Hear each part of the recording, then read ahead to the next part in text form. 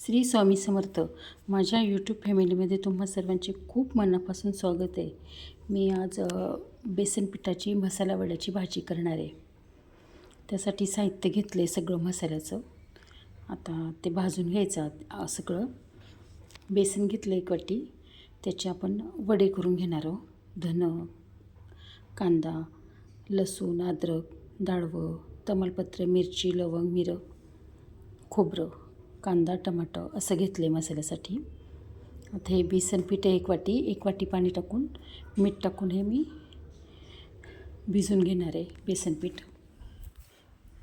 आणि हे डायरेक्ट तुम्ही पिठल्यासारखं शिजवलं तरी चालतं. तेलाची फोडणी घालून मी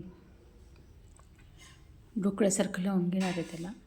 आता मी खोबरं भाजून घेते अगोदर सगळ्यात पहिले. मग मिरच्या, डाळवं, तमालपत्र, लवंग, मिरं सगळं भाजून घेते. चांगलं भाजू द्यायचा मसाला. जितका छान भाजेल ना, तेल टाकून सगळा मसाला मी आता भाजून घेणार आहे. हा तेलावर भाजायचा, चव खूप छान लागते. मग धने भाजून घ्यायचे. धन्याने तर खूपच मस्त टेस्ट लागते. कुठल्या पण भाजीला धन्याने छान चव येते. कांदा भाजून घेते आता. तुम्ही डायरेक्ट गॅसवर जरी भाजून घेतला तरी चालतो. थोडंसं तेल टाकून भाजून घेते. त्याच्यात असं लसूण आणि अद्रक टाकून घेते. ते पण तेलावर जरासं परतून घ्यायचं. चवीसाठी खूप छान आहे ही भाजी. चव येते छान या भाजीने. टमाटोसुद्धा मी भाजून घेतलं आहे थोडंसं. आता ह्या ताटाला तेल लावून घेतलं आणि हे बेसन पीठ मिक्स करून ठेवलेलं याच्यामध्ये टाकून देणार आहे मी. आता प्लेटमध्ये लावणार आहे. थोडासा जाडसर लसूण टाकला आहे. तुम्ही मिरची वगैरे पण टाकायची असेल तर टाकू शकता. मी फक्त जिरं आणि लसूण टाकलं आहे फोडणी.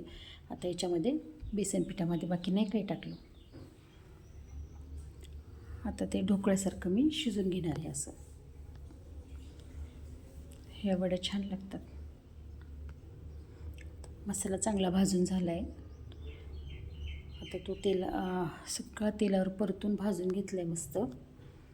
आता मिक्सरला काढून घ्यायचा आहे मसाला. तोपर्यंत आपली बेसनवडी पण झाली तयार.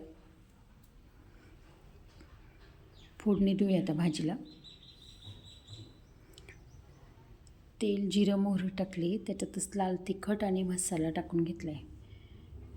त्याच्यातच वाटण केलेलं टाकून घेतले. ते चांगलं आता परतून घेऊ. आणि परतल्यानंतर आपल्याला जेवढं पाणी लागतं आहे ना, तेवढं आपण गरम पाणी त्याच्यामध्ये भाजीला टाकून घ्यायचं. बेसन पिठाच्या आपण भरपूर भाज्या करू शकतो. असं शिजवून करू शकतो, अशी वडी टाईप करू शकतो, किंवा असे याच्यामध्ये पण आपण डुबुक वड्यासारखे सोडू शकतो. हे बघा, मला जेवढं पाणी लागतं आहे तेवढं मी टाकून घेतलं आहे. आणि भाजीमध्ये गरम पाणी टाकायचं. मी गरम करून ठेवलेलं होतं. चवीपुरतं मीठ टाकून घेतलं.